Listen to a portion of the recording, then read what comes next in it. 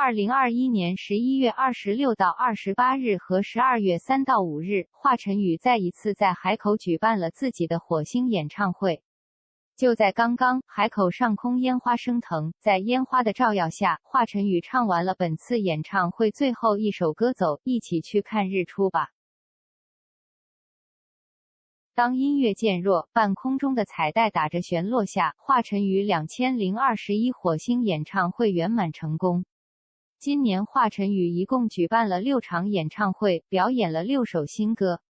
从让大家丢掉烦恼，放下琐事，感受自由的飞行模式，到讲述跨越山海，寻寻觅觅，感悟人生的小镇里的花，到表达笑对喧嚣，我自翱翔的黑白艺术家。